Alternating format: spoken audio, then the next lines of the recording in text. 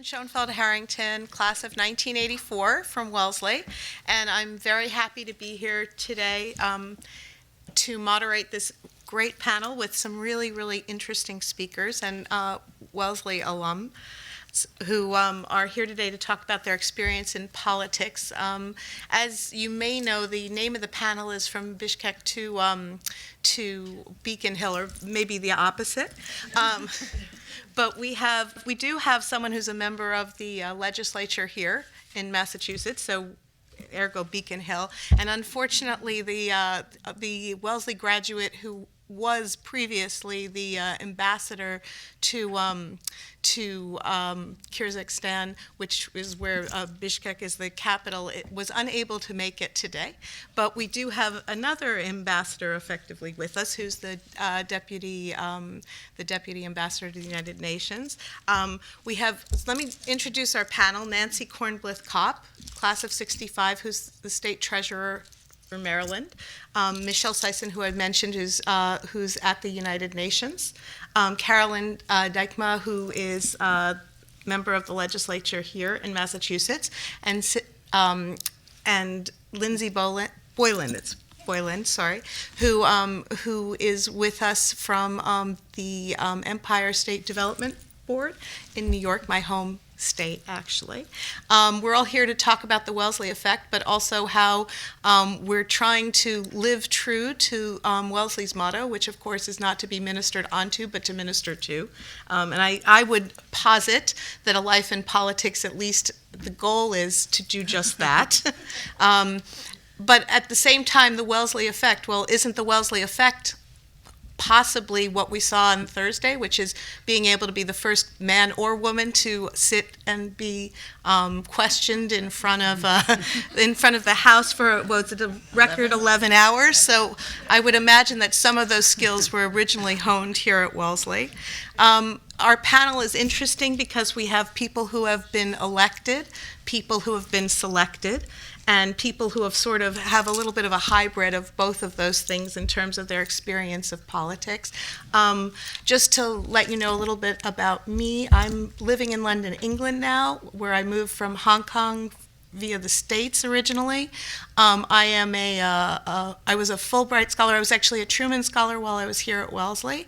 I was a Fulbright Fellow, which is what brought me to Hong Kong, and where I met my British husband and how I ended up in the UK. But Michele and Nancy and I were just talking about my activity in politics has actually remained even while I've been abroad. I was the vice chair of Democrats Abroad in the United Kingdom, in the UK, and a member of the Democratic Party Committee Abroad, a voting member, which is sort of like a state party committee in the US. And I've experienced very, very nice elections in both of those places where Democrats and Republicans hold victory parties together. And it's one of those things that you don't know who's going to win, but you're there together to see what the results are and understand that you're all from one nation. So I think that's kind of an interesting way to explain my experience, which is not the same necessarily of everybody else's. And having sat through a lot of, actually always made time for the Alumni Achievement Awards and always had as a goal in my heart, not being 100% sure what I wanted to do when I grew up, but knowing that I was willing to take whatever extra time away from my work, which sometimes necessitated all-nighters, although that maybe was an excuse, to go to the Alumni Achievement Awards, but always wanting one day to be back and be involved in some way. I feel very, very honored to be here moderating this morning with all these people. So I've asked everyone to talk a little bit about their experience, the Wellesley Effect for them, what brought them here, what takes them forward, how they do what they do, and what the impact they believe Wellesley has been on them in that context, and then we'll get into some questions. So, and I'm also going to warn people of time, so don't think I'm just rudely interrupting these wonderful people here. Nancy? So, good morning. It's a pleasure to be here. It was a pleasure to be here yesterday and last night, which was fantastic, and to renew my dedication to Wellesley. So thank you for that opportunity. As the oldest person here, let me say that I think the world has changed, and much for the better, in terms of the impact of Wellesley and women in politics since I graduated in 1965. but the question was the Wellesley impact. I was fortunate enough to be what was then a Wellesley Vassar intern. It's one of the first internships in Washington, my junior year, the summer between my junior and senior year. And I had the experience of first interviewing at OMB, which is where I really wanted to be because that was the heart of government. And I went from one interview to another, and the people were foolish enough to give me the piece of paper where they wrote their opinions to take from one office to another, which I thought was really very strange. But I figured since they had given it to me, I might as well look at it. And after the second interview, the gentleman wrote down, she seems very good, but we have enough women, don't we? So I decided that was not where I was going to be, and went back to the internship office and got a job working for Congresswoman Edith Green from Portland, Oregon, who was one of the few women on Capitol Hill then. And that experience inspired me so that when I came back to Wellesley, I really knew that I wanted to do something with politics. However, what I wanted to do was go to graduate school in political philosophy, and went to Chicago because Wellesley, when I first came to Wellesley, I was a quite insecure young woman with no idea what I wanted to do. When I graduated, because of Wellesley, because of the inspiring teachers and just as much the fellow students, I came out having a feeling that I could do something important. I wasn't sure what. I went to the internship and I thought, aha, Capitol Hill. And then I went back and had a wonderful professor of history, Catherine Turner Pryor, who made historical research so exciting that I decided, even though I was a political science major, I was going to do some great work with history. But on the other hand, some great people in political science and philosophy and political theory, so that when I graduated, I decided what I really wanted to do was either go on in political philosophy or go to law school. Applied, not that many women went to law school, applied to 5 law schools and decided the only one I wanted to go to was the one I didn't get into. So went to the University of Chicago, which was a great thing to do. Got to the point of being an ABD in political philosophy, got married, moved back to Washington, and found that I really didn't have the interest or self-control to sit there off a campus and finish a dissertation, and went back to Mrs. Green's office and thought, aha, I had thought I wanted to be an academician, but now I really know I want to be on Capitol Hill staff, because even then, but much less than now, even then the staff really ran things. And now it's all young people out of college, at least it seems to me that that's what's going on, and a wonderful opportunity for both women and men. But I knew I wanted to stay there until somebody there told me that there was a job opening for the first time, a professional staff job in the state legislature. The one course I had taken at Wellesley that I thought was really pretty boring, actually, was state and local government. So that's why you decided to do that. Yeah, and I really didn't think I would do that because I knew now what I was going to do for the 3rd or 4th time. And but was persuaded to apply for the job, and I got it. And I thought, well, the guy who was my boss in Mrs. Green's office knew me well and thought this would be a good thing to do. So I said, okay, if Wes thinks it's a good thing to do. And I did it for 3 years and decided I knew everything there was to know, maybe, about being in the state legislature, so I might as well run myself. And to be candid, one of the things, and I think now in retrospect, it had something to do with my Wellesley experience. I ran because I wanted to reform government. Maryland had some issues then, but also I wanted to test myself. It was very selfish, because this was something that a person really who thought she was going to be an academician and loved being on staff, it really, the idea of going out and asking people to vote for you and to contribute money for you. We were talking about that yesterday. I found that very difficult, and quite candidly, I started out going door to door, and in our own precinct, where my mother lived, and she had been a precinct chairman, and she actually went around with So me. you had that experience Yes. in politics in your family. Well, she went around with me. She was a much more natural politician and a much more sociable person than I. But you get sort of the idea, and you find out you can. And so I did, and I got elected, much to my surprise and the surprise of, I think, a lot of other people, and was a member of our state legislature for 27 years. Before an opening, my predecessor as state treasurer had to resign for health reasons. The legislature in Maryland and 4 other states elects the treasurer. We were in the middle of a session, and people came to me and said, well, you've always talked about doing something else. Why don't you do this? And I said, I really don't know much about finance, although I knew the state appropriations process and things like that. So I did, and I became state treasurer in 2002 and have been reelected ever since. You were the chair of the State Treasurers Association And for the yes, country and as well. and I was the chair of an organization called the National Association of State Auditors, Comptrollers, and Treasurers, which just shows you that any group has its own thing. But it was a great group. I honestly think, looking back, I was given this alumni award in February, and the one thing they asked was to think about what Wellesley meant to you. I honestly believe, looking back, that I owe everything to Wellesley. I came to Wellesley from a large public high school in California where I really didn't fit in terribly well, and came to Wellesley and felt liberated the first week I was there, because you could be who you wanted to be. If you wanted to go to the library instead of going out on a date, you could do that. You didn't have to worry all the time about what you were wearing.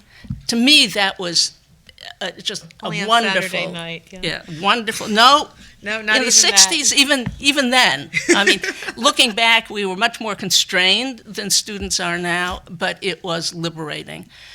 So I really honestly think that everything I have done, as Ophelia Dahl said yesterday, I didn't realize it at the time, but looking back, Wellesley was really the heart of everything that happened afterwards. Well, I think that's a wonderful place for us to start. I really do. Thank you, Nancy.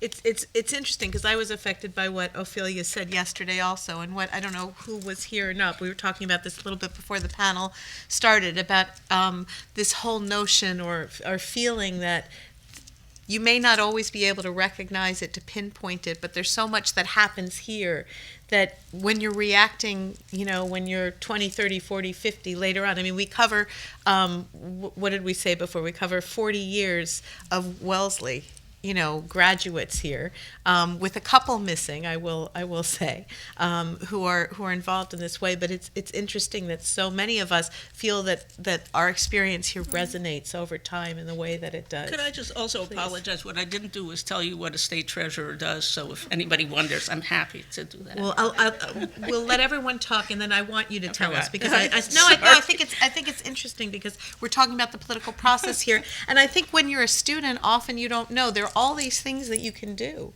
And I think, in certain ways, I think the elected representative people sort of see and understand, but there are a lot of things that people do that people can't even imagine that that's something that they could spend their life feeling really empowered and engaged and working to help people to be doing. So, Michele. So as Nancy was talking about how liberating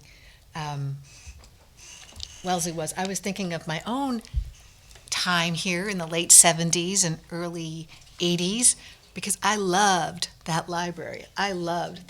You could not tear me away from campus. I rarely got off campus because I loved those stacks.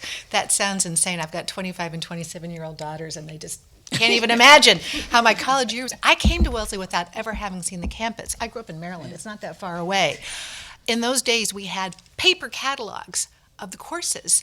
And so in high school, I went to a large public high school. I got this huge stack of catalogs. And I remember just pouring through and just getting so excited by what Wellesley was offering. And I did early decision without ever having seen this campus or applied anywhere else, and it was the best decision of my life. So I'm a political science and major with an econ background at Wellesley as well. And although I'm a career Foreign Service officer, I've been with the State Department for 33 years now, and 11 overseas postings and 3 overseas ambassadorship. And as Susan mentioned, I'm now at the UN as the deputy perm rep. But I did not focus on international affairs or international relations or comparative government here. I focused on American government, on U.S. government. So Marion Just, who was just a wonderful professor of political science, and then Robert Paarlberg, who did a lot on food security.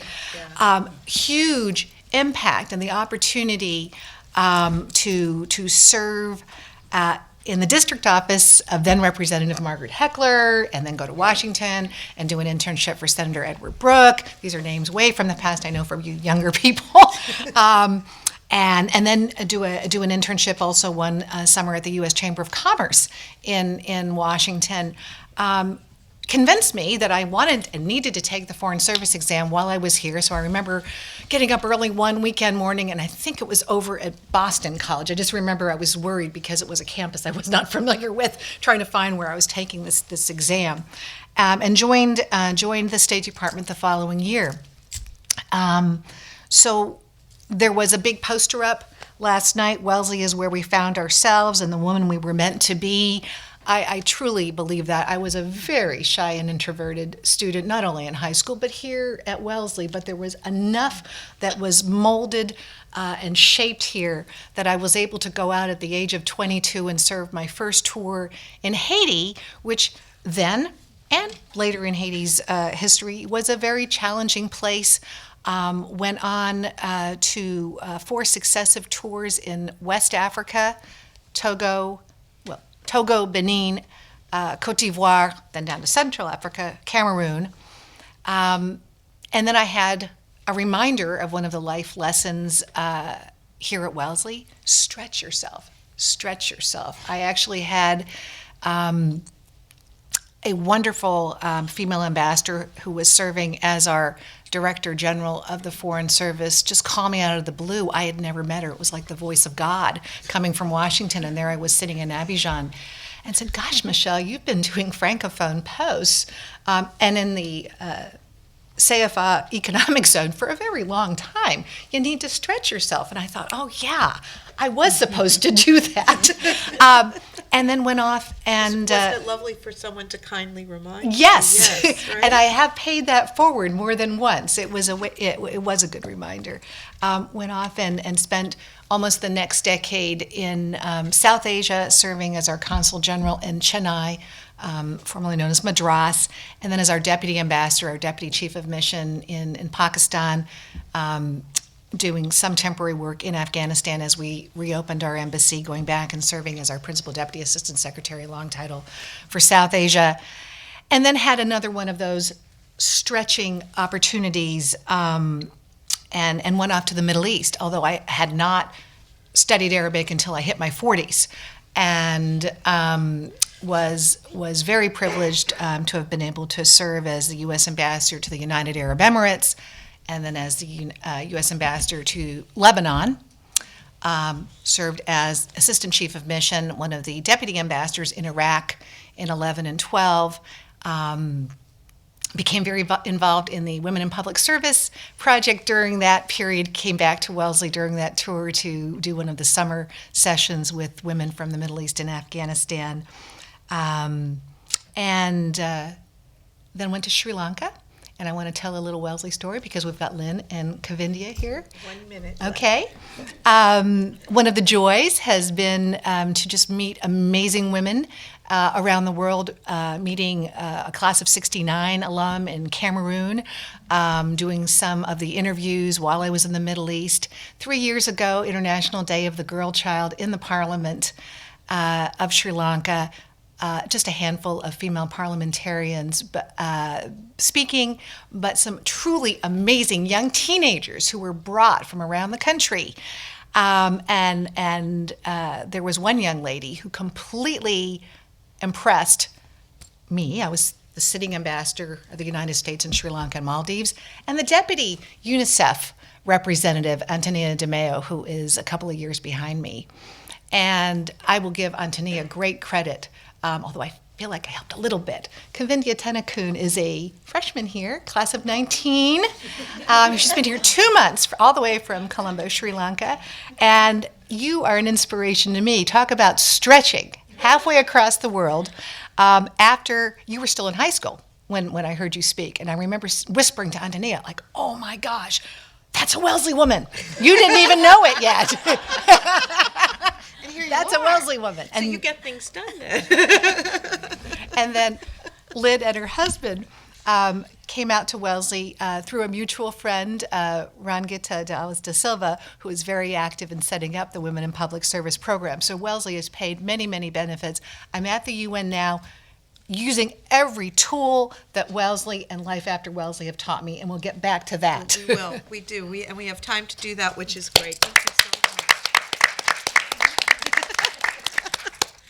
Now, Carolyn is, at the moment, the only person who is required to not only be elected by the public at the moment on this panel, but also to go out and do what Nancy was talking about, which is raise money to do it, which I think there are lots of skills that are being represented on this panel. I think putting yourself forward and being able to ask people to both vote for you and support financially your running are different skills that take a lot of guts, actually. It's a very impressive thing. I'd love for you to talk about your experience as well and how you find that experience. Sure, too. I'd love to. And if you'll indulge me, I'd love to start off with a quote which I often turn to in moments when I need inspiration. So perhaps I will inspire you a little bit, but I'm sure many of you are familiar with it, from Teddy Roosevelt. It's not the critic who counts, not the man who points out how the strong woman stumbles or where the doer of deeds could have done them better. The credit belongs to the woman who is actually in the arena, whose face is marred by dust and sweat and blood. And as I was writing down that quote this morning, I couldn't help but think of Hillary Clinton in front of the Benghazi panel and doing just that, and the fact that she was a Wellesley woman. So, it's so great to be among not only the panelists, but those of you in the room here. And the great thing about Wellesley is that in whatever role they find themselves, I find that Wellesley women are in the arena and making a difference in the world every day, which is why I'm so proud to be among this great group. And if there's one advertisement I'd like to come out of this session with is encouraging young women to run for office. And I want to turn to Victoria Budson, who is the head of our Mass Women's Political Caucus in the State House. And the stats, I believe, are it takes about 7 women or 7 people to ask a woman to run for office. And with men, it's often they come up with it themselves. It doesn't take anyone to ask them to run. They sort of decide that that's what they're destined to do. So for all of the, for women of any age, but in particular the young women in this room, I would like to be the first to ask each and every one of you to run for office, because it is so important. So one. And a Wellesley experience that really sticks with me in that regard is I was back here at a reunion. I don't even remember what reunion it was, but there was a panel on women in government with Hillary, with Madeleine Albright, and there was a judge who, unfortunately, I can't remember her name. But it was a very remarkable panel, and there were probably 500 Wellesley alums and families in that auditorium. And the question that stuck with me, well, first was the comment that Hillary made about 14% at the time of elected officials at the federal level were women, which is quite a remarkable statistic given that we are roughly 50% of the population. And that was, in the probably early 2000s, striking. The second striking moment was when Hillary asked the audience how many are involved in politics, not even elected roles, but in politics, local, state, or federal, today. And I was expecting, quite frankly, a lot more hands. There were probably 10 hands in the room that went up at that time, which to me was for women like Wellesley women who are so active and so engaged, for so few to be formally involved. That was really the moment that I said, this is something I have to seriously consider. So the one thing I think when I talk to people about running for office and they say, how can you do that? It just seems sort of overwhelming. I'm a very unlikely politician. When I came out of Wellesley, I had a French studies degree, and I was certain, having spent my junior year in X doing a fine arts program, that I was going to be an advertising executive. That was what I was sure I was going to do. I was going to combine my interest in business with my interest in the arts, and sort of full speed ahead. So I did that. Coming out of Wellesley, I got a job in marketing and advertising, just what I hoped to do at Fidelity. 2 years down the road, I wanted to get into management. I went back to business school to get a marketing degree, which I did. I came out, I continued to work in marketing, and was really headed down a very particular track, never having any interest in politics. Quite honestly, I was fairly ill-informed when I look back at where I was in those days. I didn't have a political family, very much sort of an independent-minded family politically. And it wasn't until I had children that I started getting more involved in public affairs. I have 3 teenagers today. I have an 18, a 16, and a 15-year-old who keep me hopping. I have my husband, who is a saint, quite frankly, of 22 years, Bill. And I had 3 young children at the time. I had to for reasons, sadly to say, I needed some time off. My young son was ill, my first child, and I needed some time off to care for him. He couldn't go back into daycare. And I went to my boss at the time, who was a woman, ironically, and I explained the situation, and I said, can I do part-time? Can I do flex time? Can I do anything? And sadly, the answer was no. She said, I really think you probably should take the time you need and leave. So that was a big eye-opening moment to me, because of course, I'm sure a man would never have been in that position. So a lot of eye-opening experiences. I ended up with more time. I was working part-time at the time. And my husband and I were watching the selectmen's meeting. Does anyone watch the selectmen's meeting? They're down. So watching the selectmen meeting, they were talking about a water proposal where the town was proposing to put about 1 million gallons a day of wastewater on our drinking water supply. And they were looking for residents, at-large residents, to come down and weigh in on this proposal to make sure it was really something that we should move forward with. So, needless to say, I was concerned as a mother who had just invested in a home in this community about what that meant for the long-term water supply to my family, to my neighbors. So I got involved, and lo and behold, I was 32 at the time, and loved it, loved everything about it. And pretty much from then on, I was involved in some way, shape, or form in local public office, whether it be on regional committees. I got elected to the planning board as a sort of a follow-on to this local involvement in water issues. And when I was 39 years old, I started looking around and seeing what was being represented on my behalf on Beacon Hill, and there were some votes around choice. The gay marriage was very much front and center at that point. And the representation that was coming out of my representative was not what I would have hoped.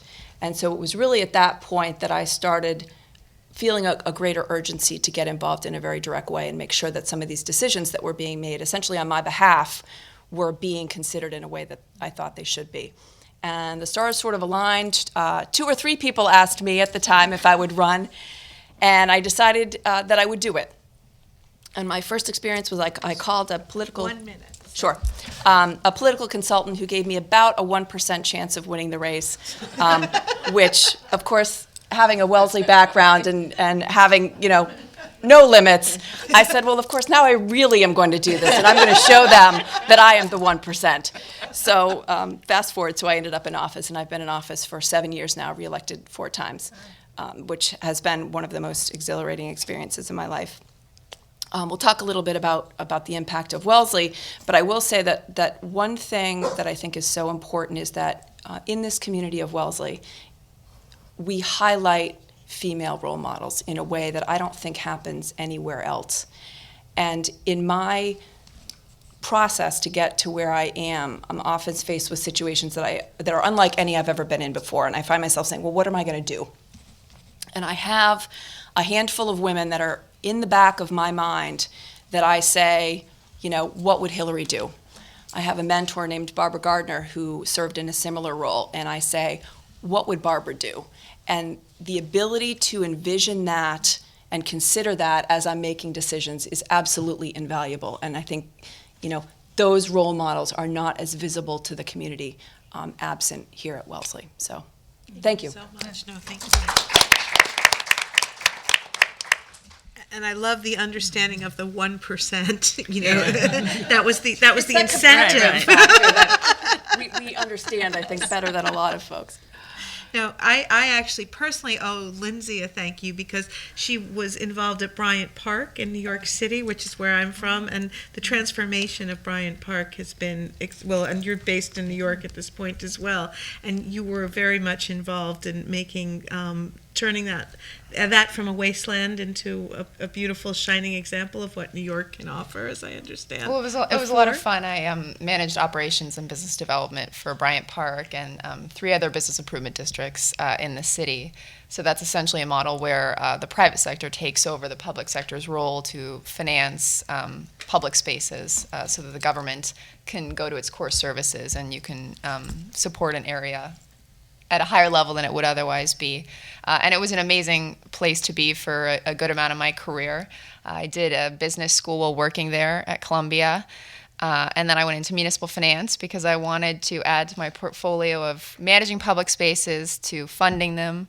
And that was a tremendous experience. But then I thought, well, I really want to get much closer. And I want to be making the decisions or helping to make decisions on infrastructure funding. And that's how I got to Empire State Development, which is the New York State's economic development agency.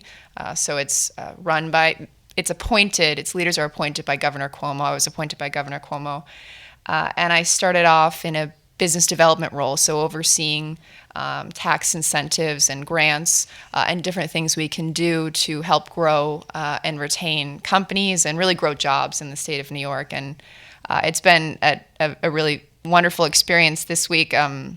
Just to give you an example of many Wellesley connections, I was offered the chief of staff job, which is a great opportunity in politics because it's essentially helping to run the agency and all of the people and different departments within it with the CEO, who I greatly respect. And so I've taken the job, and we were talking about salary. Thank you. We were talking about salary, and thank you. And he said, well, I think, a 5% raise is what we can do. And I said, well, I think it's really 20% is what, I should be getting because I'll be putting in a lot more work here. I would have said more, but this is the public sector, so you can only do so much. But I really learned the ability to advocate for myself and know my value at Wellesley. And, speaking of mentors, my very dear mentor and, really family member, Bunny, is here, and she's always here to support me. And I think it's such a great example of what Wellesley does and what Wellesley offers. In terms of my Wellesley experience, I often say it was the best decision I ever made, and my husband sort of rolls his eyes, like where do I fit in there? He comes to a lot of Wellesley things, but he's always saying, am I going to be the only guy there? I'm not coming if I'm going to be the only guy there. I heard the same thing. Yeah, he's very supportive. But it was a really tremendous experience. I worked in the political science department all 4 years. I was a political science major, so I can't really choose a favorite professor. But I was a political theory specialist, and what I really valued about it, we all learn how to think and how to communicate effectively. But I liked the intersection of strategy and ethics that you find in political theory. It's really guided me a lot in my career because we are often making big decisions in a vacuum, and we need to have a good sense of moral compass. I think that's been communicated in earlier sessions, and it was really wonderful. I served a lot in different committees when I was a student at Wellesley, and they always talk about, and I know it factors into our rankings, the per student allocation, of resources. And I feel like I've really gotten more than my fair share at Wellesley and been involved with so many things. When I was a junior, I was the student bursar, which you may or may not all be familiar with, but it's a really tough job where you run the student activities fee and you allocate funds. And my parents, both being accountants, were sort of like, "What are you doing? They're giving you this responsibility to do that." And it was just it was a tremendous learning experience, how you can make really big decisions that have an impact. And I ran for college government president, and I was the president the next year. And one of the things that I think was really funny was a friend of mine said, "Oh, there's this new thing called Facebook. This guy in our class at Harvard, made it up, and you should check it out." I was like, "Fine, I'll sign on." I realized it was an amazing campaign tool because I could figure out where people lived on campus. And I could basically figure out ahead of time how I should canvass and organize my time because you have a week of campaigning. And I thought, it was sort of like running my own startup. I don't know if you've felt this way, but it was really an amazing opportunity to test out things, to see if it worked, see what resonated with people. And it was a very redeeming experience because I think Wellesley women really value intelligence and effort and people who are really passionate about what they're doing. I'm surrounded by a lot of Wellesley friends who are like that now. And it was I just haven't had a better experience than my involvement with Wellesley, and it continues to guide me now as I think about, and I'm mostly surrounded by men typically still. It's still mostly men, and I think they feel a little threatened by the Wellesley piece, and I'm glad because then I can just go in and do what I need to do. But it's truly been the most tremendous experience, and I'm just excited to be here. So. Thank you so much for being here. Well, it's really interesting because everyone has had a very sort of diverse and different experience, but it seems like you've all sort of conquered some issues along the way and been able to use your Wellesley experience to move through. I wonder, are there any questions that people have? Are people interested in asking any more questions about what people do? Or because what I was going to say is, first of all, it's interesting because some of you entered immediately what you were doing. Some of you took a little bit longer. I always think of Madeleine Albright, who at 35 was when she entered the political process. So I think that for everyone here, both students and actually alums alike, there's always that potential to get involved. This is in the UK and it's manned, but as you say, the challenge is there. I have a brother-in-law who became an MP in his 50s in the UK, so who had been a business person before. So I think that there are always these things going forward. But I wonder, was there a particular professor, a particular experience at Wellesley that you always sort of remember when times are tough? I think you were talking, Carolyn, about thinking about the 10 Wellesley people and what they would do, and you were talking also about Marion Just and Rob Parlberg, who were the readers for my thesis as well. And Rob Parlberg, I just actually spoke to the day before, who just retired. So I don't know if any of the students here know, but some of the graduates here may know, who was just made the difference for me in terms of Wellesley, absolutely. But I was thinking about those experiences coming here, and I was remembering two things really. One of them was that Rob Parlberg had sort of pushed me into becoming the student rep to the poli-sci department curriculum committee. They'd never had someone do that before. And he said, "You always have a lot to say. I'm limiting you to 2 comments a class. Can't talk more than that in class. But we're putting you on the curriculum committee because we need a student who's willing to say what they think in the committee." And as I understand, does anyone know? I think there still is a student rep on the poli-sci curriculum committee. I don't know if that's still true. But the other thing that I had happen to me while I was here was I won a Truman Scholarship, and I had been. You went in to be interviewed, and each college and university around the country is allowed to select 2 people, and the Truman is given to students around the country. In those days, it's changed a lot, but in those days, there were 100 students selected from around the country, effectively 2 per state, who were interested in future public service. And so you went in and you had the interview, then the college would pick you, you went to be interviewed, and then they would select 100 students. And I was from New York City, actually, but New York State as well, and that was considered a very tough state. There were a lot of people selected from New York, so they could select 2 people, and I was told they had selected someone from the state of Washington, but because I was from New York, there was debate within the committee over whether they should pick someone who had applied who was from a less populated state instead. And so Chip Case came and told me all this. I don't know who knows or remembers Chip. And Chip was very upset. And so the committee had agreed to send to Linda Miller, who was another professor here who's still emeritus, the applications to decide. And Linda Miller decided that I should have this honor. I should be one of the 2 people selected. And in the end, I was very excited because I actually got the Truman Scholarship. I won it.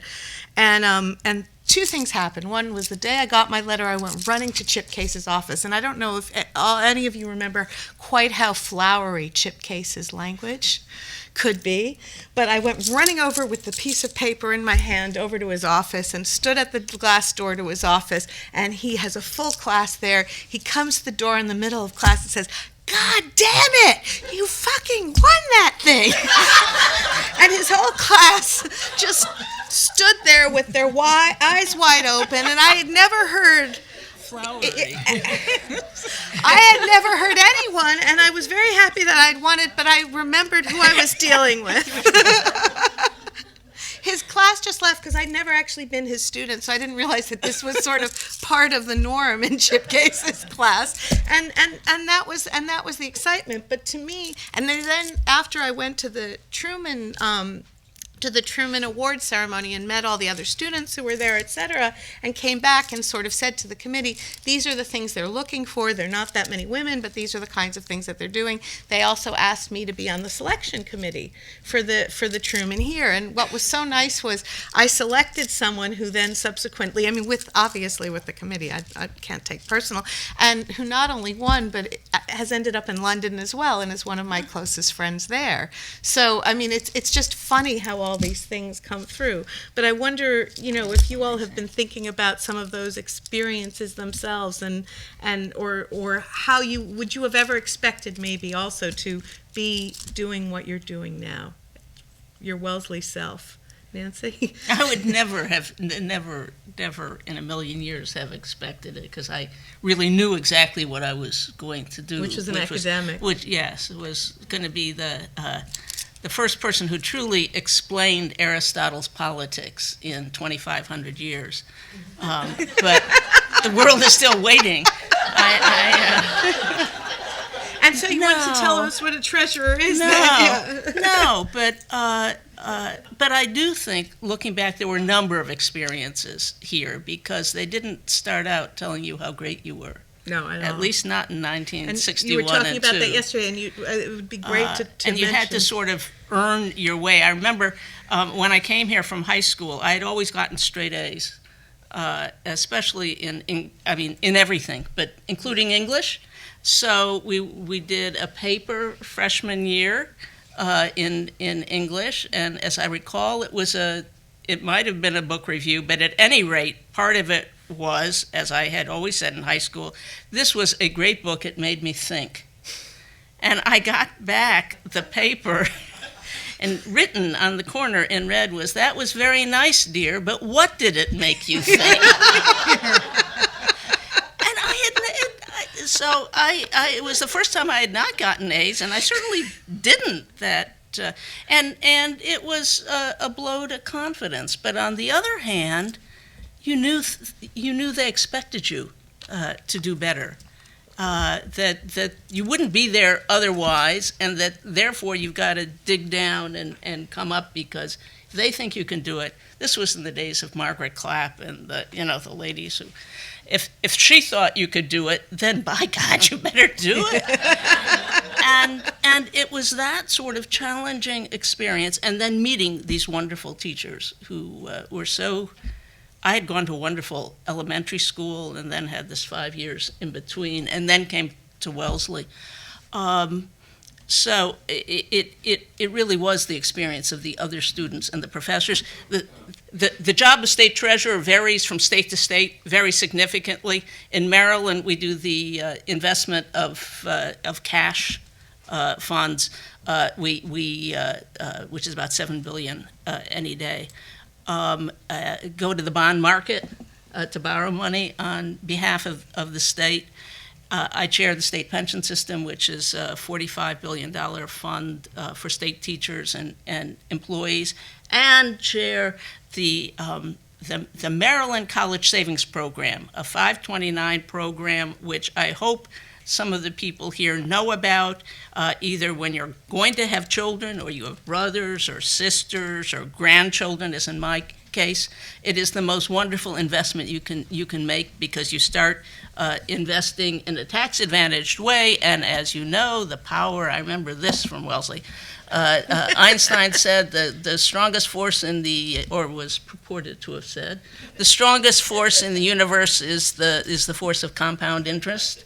So you invest in your children's education, and it compounds terrifically, both for the children, the family, and the society.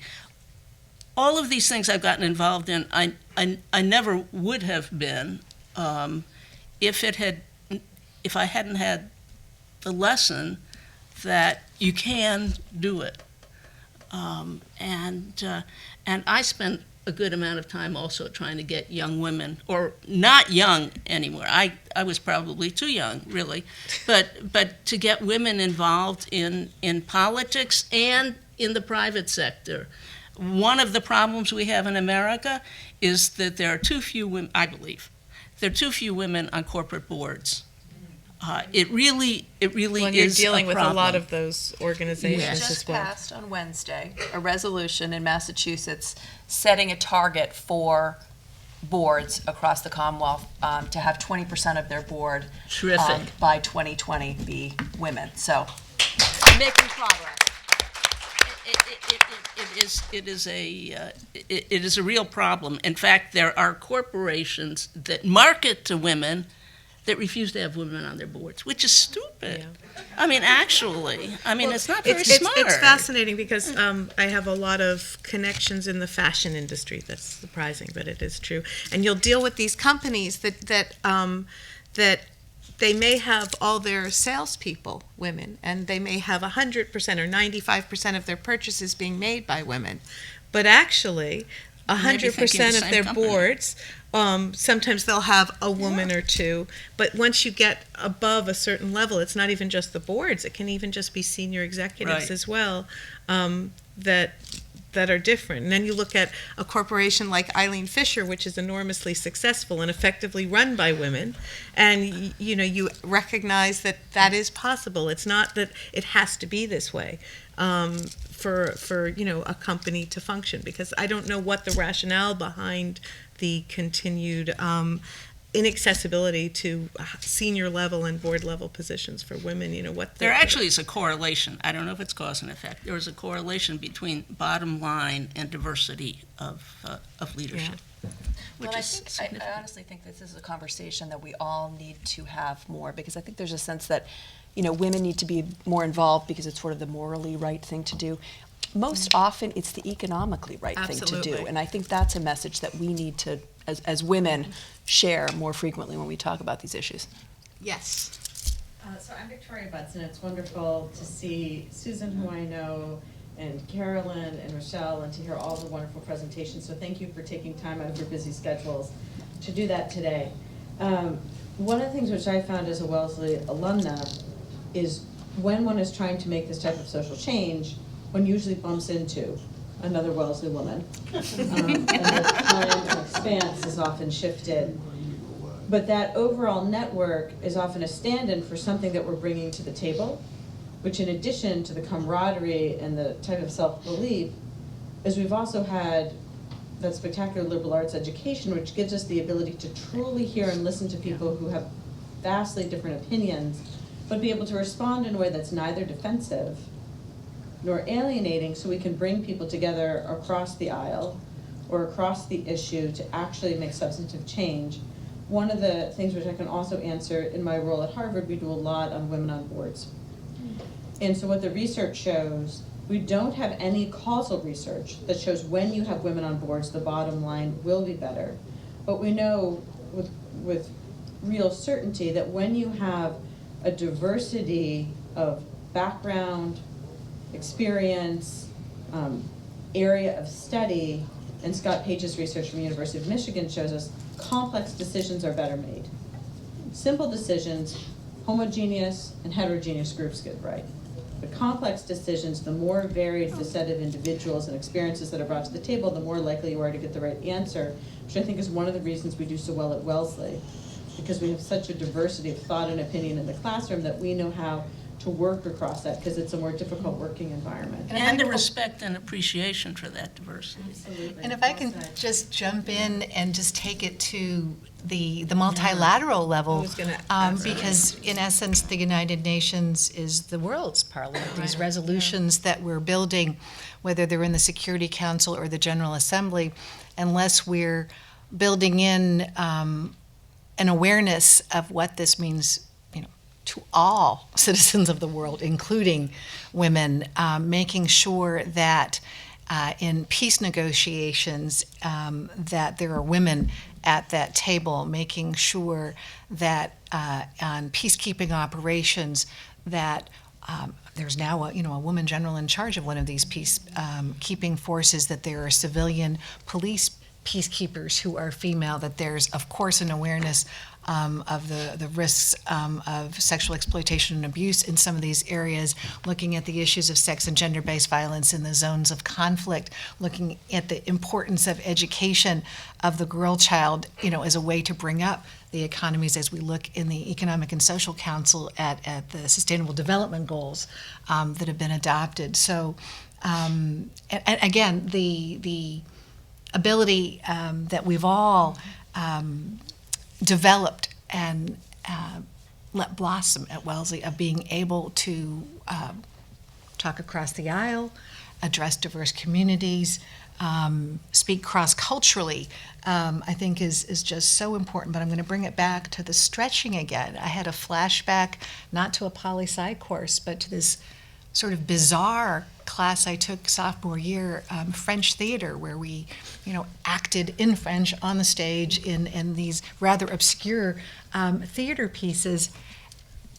Mind-blowing, because it was so far out of the comfort zone. So going on career-wise and working in areas that I hadn't even thought about at Wellesley, in non-proliferation, in trafficking in persons, now in sex and gender-based violence issues in these conflict zones, knowing that my old self, 19 years old, could get on a stage and perform in French in this obscure piece of French theater does give me confidence when I'm sitting behind the placard at the UN. If you can do that here at Wellesley, we can do it anywhere. You could do 11 hours. Yeah, I can do 11 hours. And you have done confirmations in French. It would be interesting, I think, for everyone. I bet people would be interested in hearing a little bit about what that experience is like. Well, I'll just, because we'll move it on, We'll but move it, I am a career foreign service officer, but we are nominated by the president, but of course confirmed by the U.S. Senate as we take on these chief of mission positions abroad. So, and one needs to be confirmed by the U.S. Senate for each of these. So yes, I have been up in front of the Senate for UAE, Lebanon, Sri Lanka, Maldives, and then just last summer for this position at the United Nations. And there is a little theater involved. So that was also good training. And Lindsay, I'm just curious as to your views, because you probably deal with a lot of corporations as well. Do you feel that there's a change now in terms of more women being involved in higher levels as well, that from what you're seeing, because you must see a lot of business, serious senior level business people? I would say there's fewer in the deal-making area, so I would encourage women to continue to go in investment banking and in other deal-making arenas. I think that there are more women involved in every area, but I think that the deal-making and tough negotiation stuff, for whatever reason, I think we still need more women. Do you think there's a specific, I mean, obviously not enough Wellesley women out there, but do you think there's I mean, what do you think the skills are? Well, we have all the skills. Like, that's not a Yeah. question. So then, what do you see as the impediment? Because sometimes to move through these things, it's interesting to sort of. I think it could be any number of things. Sometimes we choose the paths that you think hold the most promise, and if there are no women like you, or you don't see someone in front of you, I think the example thing is a good one, and I think it's another reason why we have the Achievement Awards and why we have all of these great alums that give these named gifts that we know about, and all of these different examples. I think there's also just a lot of unfortunate talk about, I think the work-life balance thing is an unfortunate thing. I got this new job, and an administrative assistant in our office called me. She's like, "Congratulations, how are you going to do this with your baby?" I was like, I'm going to do this, and my idea of making tough choices is I was on a conference call with the governor and a few other people, a bunch of other people actually, and my daughter was screaming in the back, and so I was just like, fine, I'll give her my makeup bag and let her empty everything out, and so she'll stop crying. I mean, I think you figure out... And that's what I call a tough choice.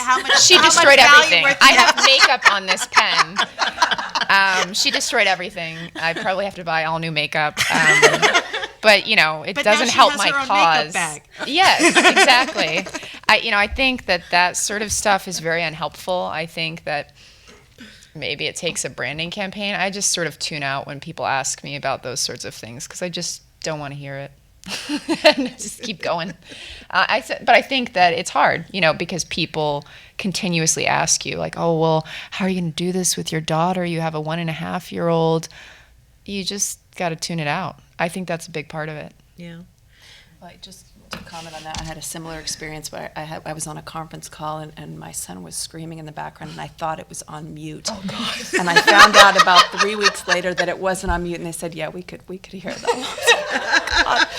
But on the other hand, let me say, when I first ran before I had children, but after I had children.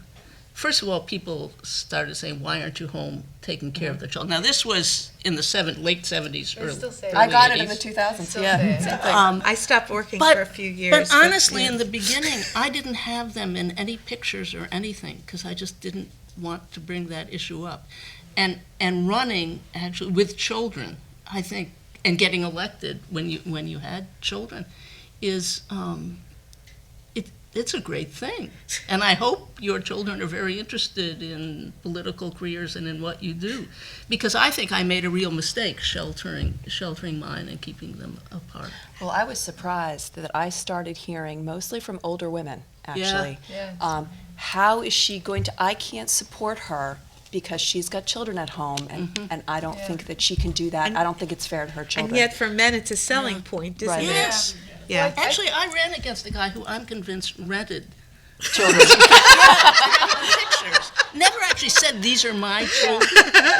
He just had a couple of kids that he had his arms around standing So in next to. 1990, I was going up for a position as Consul General in Douala, Cameroon, and I had a very senior State Department woman say, "Well, you had a baby in '88 and you had another baby in '89.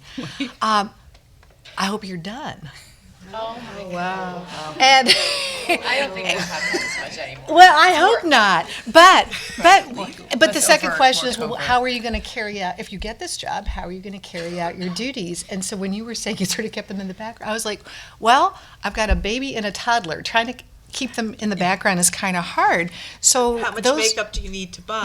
so there I was in Cameroon, and then we had Peace Corps volunteer projects, AID projects. My fat little baby went to baby weighing stations to show how breastfeeding can make they were amazed at the size of this child. She's very, very robust. But those kids traveled all over. So these kids were with me the whole time, and they were part and parcel of that career. But I will never forget that question. I think I actually just didn't answer because I was so shocked. But one thing that I'm just going to throw out there, because it kind of ties in a little bit to what we were saying earlier, in the State Department, even though we've grown exponentially in the number of women taking the written and oral exams and entering the career foreign service. And we're, oftentimes the incoming classes are more than 50% women. And the number of chiefs of mission have steadily grown over the years. What we've observed is women not always putting their hat in the ring for the senior positions of an ambassadorship or another senior position, waiting to be asked. And I'd love to talk a little bit more about that. We've touched on it a couple of times at breakfast as well. But this, it's not necessarily a question of self-confidence, but it's a mindset. Maybe some of the issues we were just talking about as well. There was a question here. Did you, yeah. No, I was just thinking, I'm so happy to be here. I mean, when people say Wellesley makes it possible, like for me, Wellesley alumni made it possible. Else I would be like a 19-year-old without a degree. And my question is, you're here in Wellesley, in this really supportive environment of incredible women who say, go out, do it, you can make it. But after 4 years when you graduate, you come out into a society that tells you, you can't, how can you do it? You're gonna get married, you're gonna have kids, especially when I go back to a country like Sri Lanka that has a lot of sexist people in it. How was that support system like to have a Wellesley mentor, to have that network of support to go back to when things in your life tend to get difficult? How has that been like? I found it really critically, well, I'll just take a step back. When I graduated from Wellesley, I didn't know what I wanted to do exactly, so I went to New York. I was sort of dating a guy, and I followed him there. I thought, well, let's try New York. And I was trying to figure out what I wanted to do in the next steps. I knew I wanted to do something in public policy, but I wanted to be in the private sector. And I worked first for a gentleman who ran a small urban planning firm, and I was the only woman at the company, and I was the only woman that he had hired for this small startup company, and who'd ever worked for him in this sort of capacity. And at first I did things like pull my hair back the whole time just to, pretend like I didn't, it was sort of awkward because I'd come from this extremely redeeming experience at Wellesley, and they were all pretty amazing. The one thing I find very quickly is that, there are many categories that there are many ways people really respect intelligence, and I think if you're persistent, it doesn't matter if you're who you are. I think you get past that pretty quickly. And I've been in investment banking. I think there's still largely all the people I worked for were men, majority of them, and I thought they were very respectful of me and my talents. And I think the biggest thing is pushing yourself and finding women who will support you instead of be threatened by you. And I think that's another good part about Wellesley, that you have this natural environment where women support each other. But I wouldn't be too worried. I'd just be yourself. Michele, do you want to, or Nancy, do you want to? Well, the other thing is, when I started out in politics, it's true. I think that the women somehow focus more on playing by the rules. That this is what is expected of you. On the other hand, I rose very quickly in the legislature because I could afford the time to be. I stayed at all the meetings. I did, and the fact is, people learned that they can rely on you. And this was when there were not very many women. So while I think the network of women and the mentors and the ability to say, now what would Edith Green do now? Or what would Mrs. Turner, my professor, do now, is very powerful, even if they're not there with you. But I think now Wellesley is much stronger in terms of reaching out to its students, and the new C2C initiative that we heard about really is not just, it's following people. And not just in the beginning. And I think that is extremely powerful. But the other thing is to learn to stand back and say, look, at these people, these men I'm working with, they all had mothers. You know that for sure. Many of them have wives, and many of them have daughters. So I don't mean to use that necessarily, but there are ways to work with people. If you stand back and you observe, almost like an anthropologist, the folkways and the roles that different people have.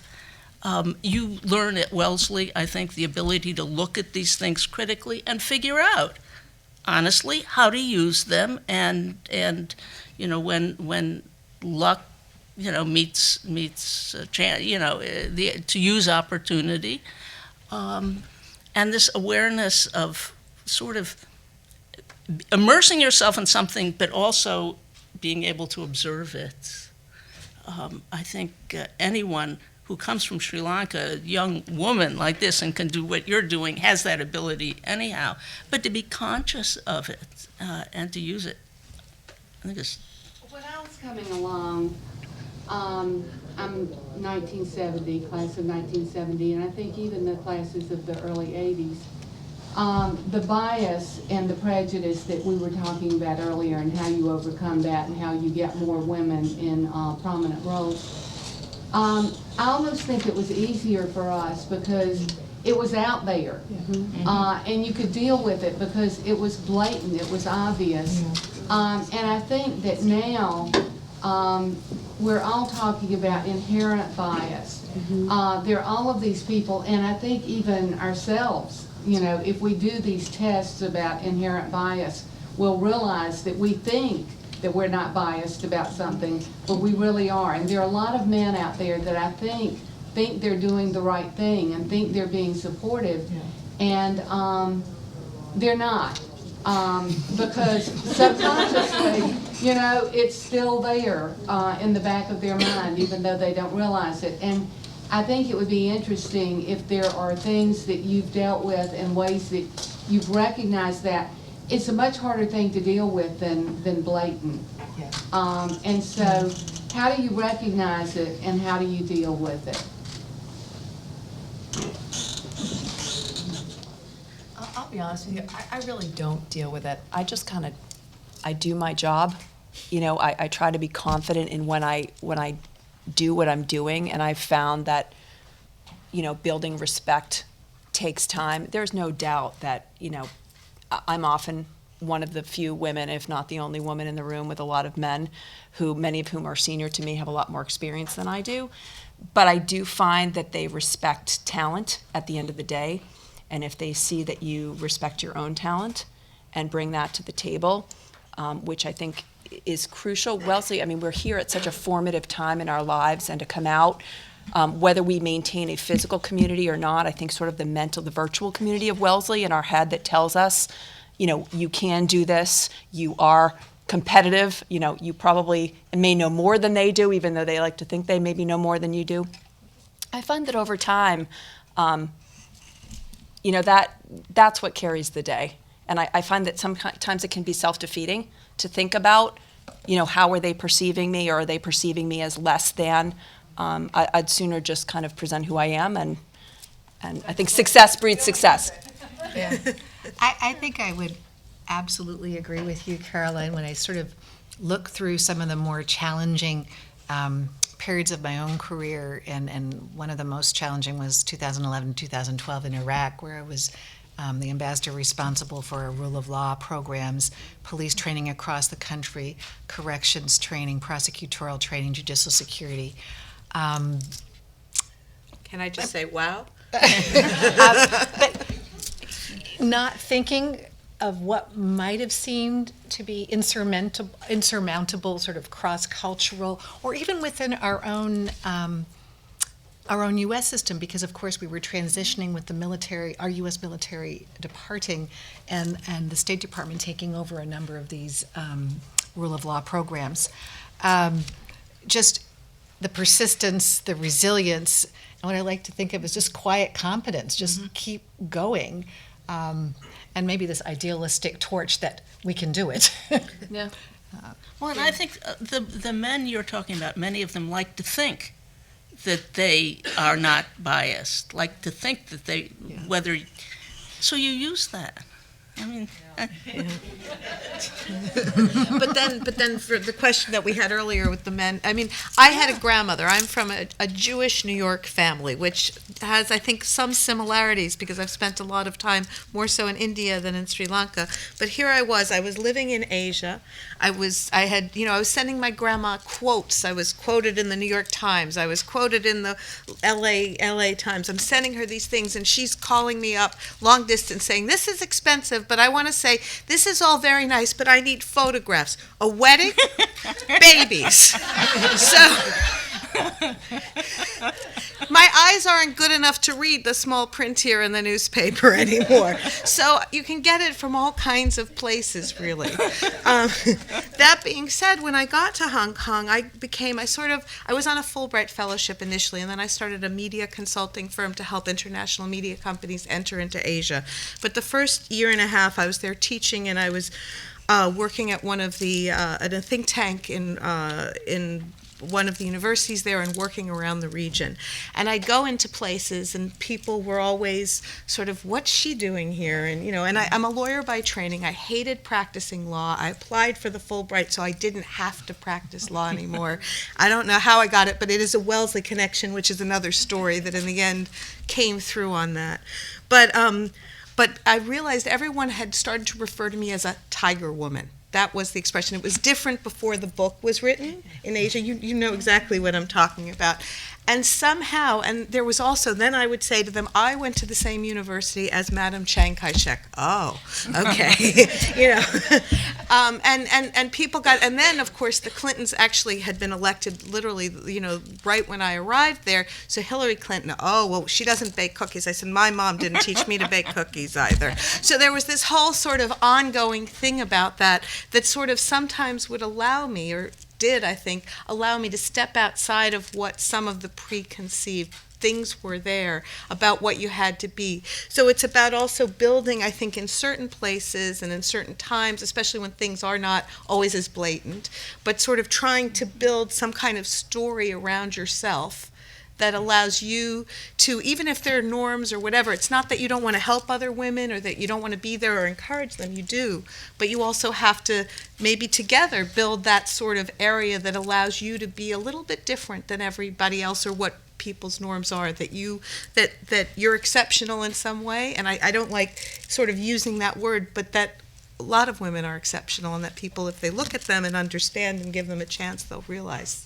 that, I think. You had a question. Yeah. So as much as we are having a conversation about the often limited number of women that we have in government in elected positions, I think the number is a lot smaller when you look at women of color.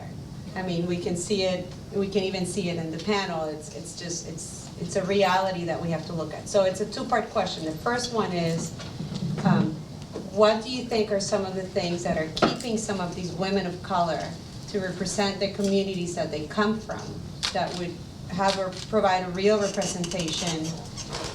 Is it social? Is it economic? Is it lack of mentorship of women like them that they can identify with? And what can we do to change that? Can I? Part of the role of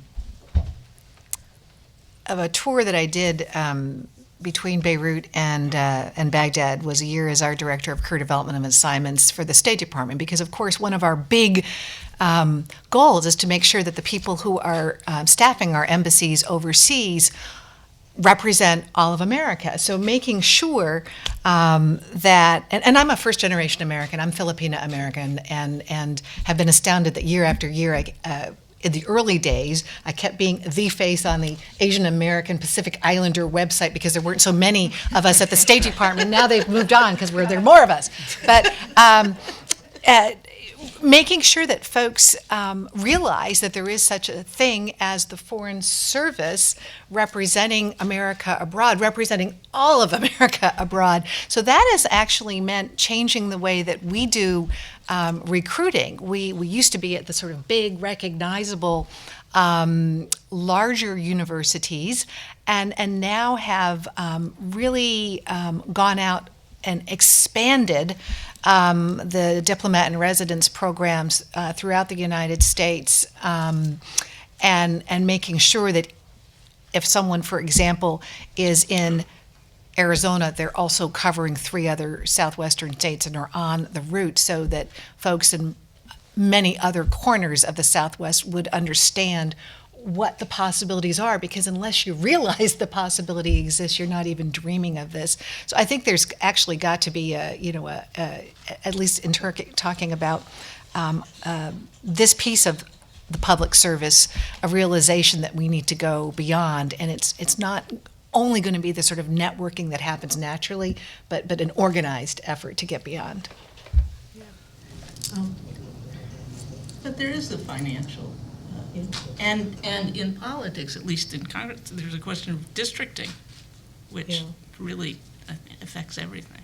And incumbents don't want to give up their. Well, incumbents don't want to, and there are districts that what we call packed. Yep. So there are a small number of, and many of them do have minority representatives, but they're all packed within.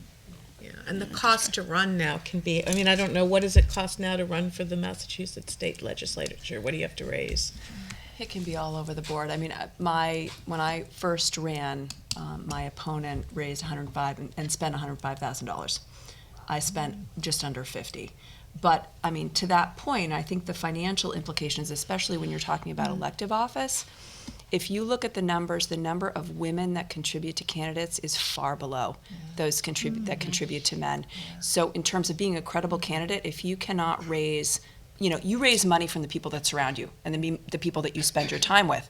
And male candidates have networks that, for better or for worse, have a lot more money that they are willing to put into their friends / colleagues / acquaintances campaign. I think we as women, especially successful women, regardless of race, need to recognize that money does matter, and especially for, I'm a Democrat. I'm a Democrat because I believe strongly in Democrat ideals.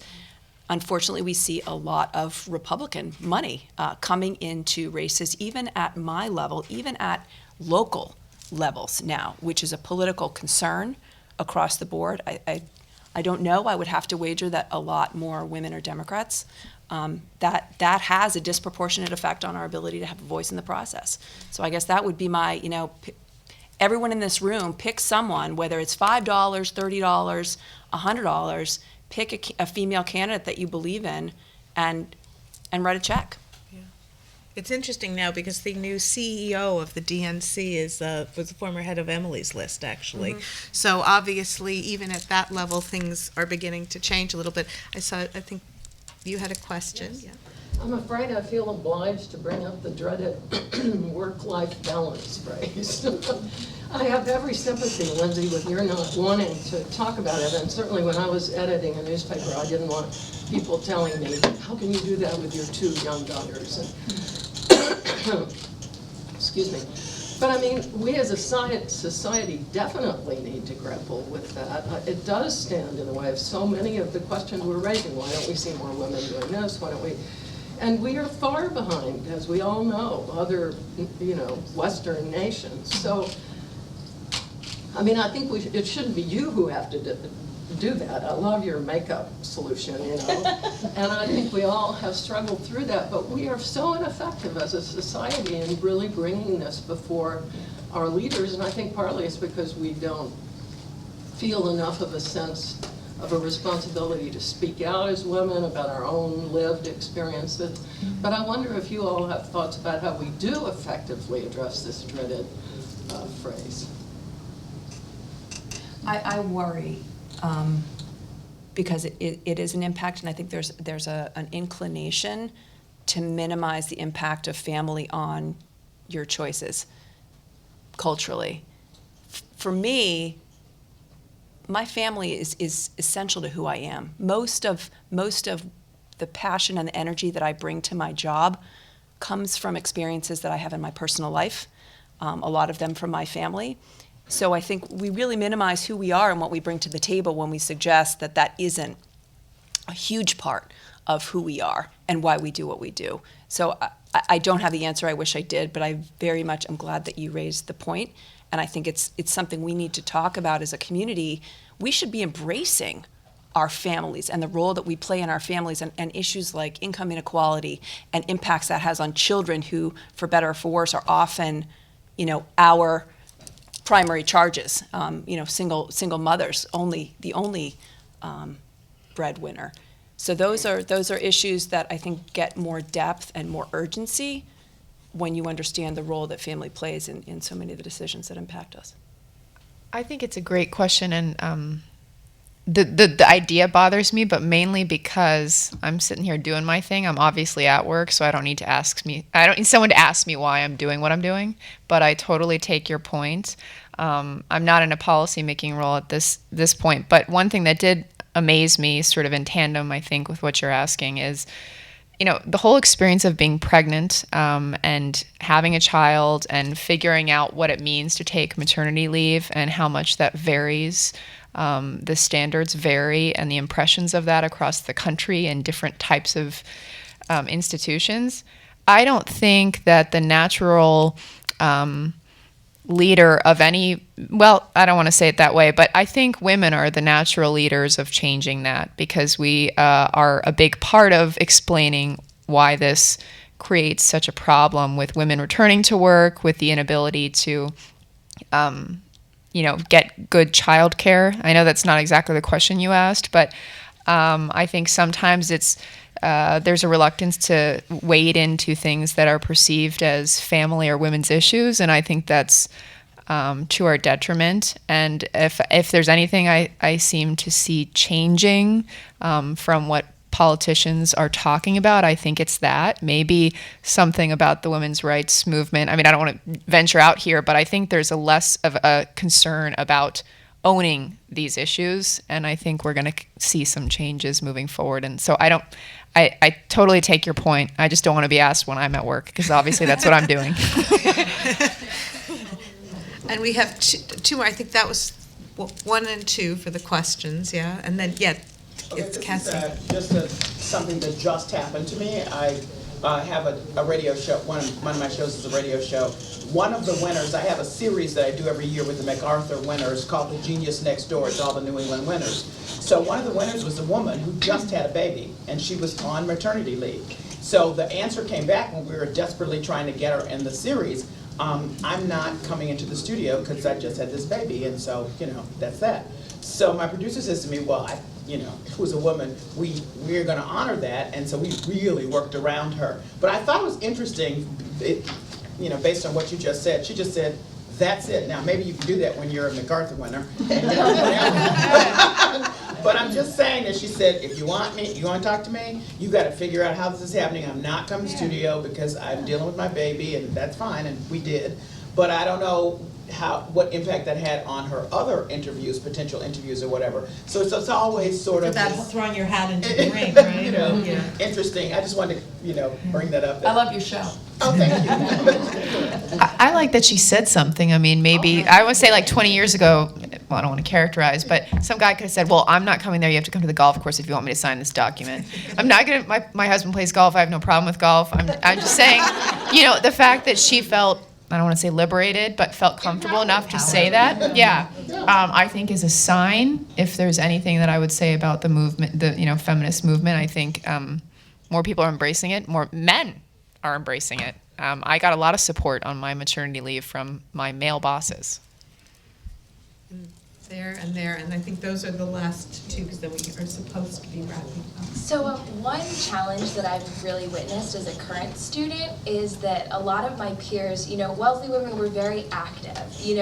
We take a full load of classes. Most of my friends work 1 or 2 jobs, also are presidents of clubs, and I think we really love what we do. But when I tell other people about it, whether it's my family members or my friends from other schools, the answer I always get is, oh my gosh, you should cut back on something. Why, how are you doing so much? And kind of, I've noticed even myself, when I hear that over and over, it becomes very discouraging. And I start to question myself, have I overbooked myself? Am I trying to do too much? So I think my worry is, hearing these things, even from other women who just maybe don't go to Wellesley, is that later on, wanting to stretch myself and wanting to, do more, but that I'm going to start to pull back because other people in society aren't doing as much. So I think, So Lulu Chow Wang said yesterday or this morning, it's all blurry, but life work we love. The importance of life work we love. And I think you've got sort of an internal compass inside you. If you are feeling passionate about something, or if you are loving this activity, this course, you know it.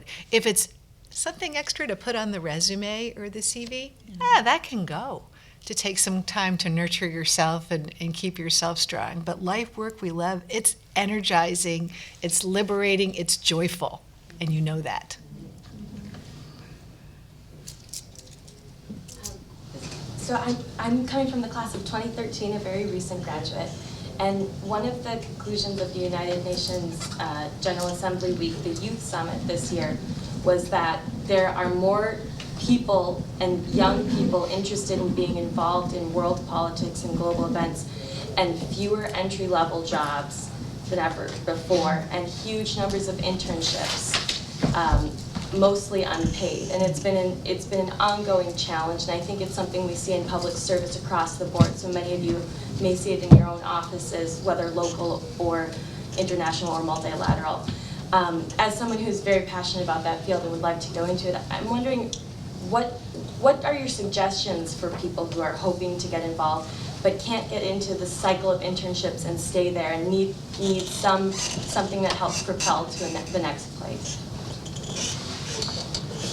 I'll start off by saying it is an issue, I think, across the board, because, the internships that I knew 30 years ago were sort of few and far between, although I remember having to waitress through several of those internships as well to over the summers and winter terms. But it's sort of an industry now. This is, I think, where networking can maybe help, and this wonderful way that we have of reminding ourselves to keep paying it forward. Just do these informational interviews and try to work your way into some sort of situation where you can actually look for this to lead on. I know at the U.S. mission to the UN, we do have several folks with us now who started off as interns. But you've got to situate, that's not going to happen in every internship. There's just no way, given the throughput of interns. But again, I think the asking for this informational interview, asking for someone to be a situational short-term mentor, all of these are wonderful tools to try to figure out what next. A lesson that I learned in politics, it's exactly the same thing, is to ask people. If you ask people to contribute to your campaign, either financially or otherwise, even if they contribute $1, you've sort of got them. You've got their interest. They have invested themselves. So I really think this it's difficult and it's frustrating, but actually going out face to face in whatever sort of situation you can find, I think is the best thing. Yeah. But I also think that internships are really an essential opportunity to prove yourself. And I think especially for Wellesley women, that's an opportunity that's maybe low impact for whoever is employing you, but a huge opportunity for you to really show what you can do. And in my experience, and I've done many unpaid internships in my day. Me too. You'll be able to make an impression on an employer beyond what you ever could make in a 1-hour interview with your resume. So I would embrace unpaid internships as a huge opportunity to show what you can do. And volunteer work, which is another type of unpaid internship, actually. Well, what I do with DAUK, nada. It's for the love of being involved in the process. These guys have figured out how to make it pay. That's nice, too. And my first employee at the State House is a Wellesley alum who I'm still in touch with, who volunteered for my campaign. And she was outstanding. She took a job and she did it 150%, and I knew when I was looking to hire, she was somebody that I knew that I could count on, and I knew what she was capable of. So, of course, I'm going to choose her. Is there a couple of words of, is there something that you feel, like for me, what I would like to say to you is don't be afraid to ask questions. When I was originally in Hong Kong and there was a term that everyone kept on using, it was just a definitional term. I looked it up, I talked to people, I asked around sort of very quietly after, and no one knew what it meant. and no one raised it in groups, and people would talk about it, they'd cite it, and finally I asked someone who knew, and it turned out it was much more technical. What I was involved in the media industry was not as technical, and it had to do with cable television systems and how they worked. But if I started asking in groups when it was just thrown around what that meant, people would be like, or I would explain, does everyone know what that means? And people would all sort of know. And to be able to not be afraid, because most of the time you don't understand something, you're curious about something, you're not going to be the only one, and people really appreciate and respect also being willing to admit when you don't know and you'd like to know. So I mean that's what I would say. I don't know what other people would sort of give as a word of advice or something that they'd like to know as their Wellesley self, if that makes sense. I think it's a combination of self-confidence and flexibility, to be able to recognize when change offers something good, even if it's being turned down for what you wanted. There are other opportunities, and the question and asking questions. I have found, and it took me decades to learn this. I've just learned this in the last 10 or 15 years, that if I ask a question, just like from the street with a bunch of technical people, probably there are a number of other people there who wonder the same thing but aren't asking. Yeah. My mother used to embarrass me when she did that, and it took decades to appreciate it. I will build right on that. I mean, we're a group here involved in public service in many aspects, but you can't serve unless you ask those questions. A big part of my winter and spring were spent negotiating a Security Council resolution on Syria chemical weapons and creating a joint inspection mechanism to prevent the use of such weapons. And that's way beyond my liberal arts education background. I had to ask a lot of questions, but we built a good resolution, and we're building a good and joint inspection mechanism to protect the Syrian people. So ask questions. I guess I would say embrace risk and be comfortable with the idea of failure. I think that's, the two are sort of the two sides of the coin, and if you're too concerned about the potential of failure, you won't take risks. And in my experience, some of the most fulfilling things I've ever done have been when I was out of my comfort zone and I really took a risk. So I guess it's sort of the emotional readiness to fail, but yet the emotional commitment to give it everything you've got to increase your success or your potential for success. Last word? Yeah, that was all great. I would just say, the question about multitasking and doing too many things, I've gotten every job I've gotten because I got to know more people, I tried to understand as much as I could, and I brought more to the table than someone I was competing with because I did too much, because I, worked with different departments. So I sort of think that's an irrelevant question. I would just let that go, and I think Wellesley people do their best when they do that, because it's good to know who sits where. It's good to know who reports to who. It's good to know how things work. Well, I want to thank all of our illustrious panelists here today, and the Wellesley Effect in Politics in Action up here. So thank you all for coming and joining us to hear what they have to say. And thank you, Susan, for being a wonderful host and moderator. It was really special. It was a real pleasure.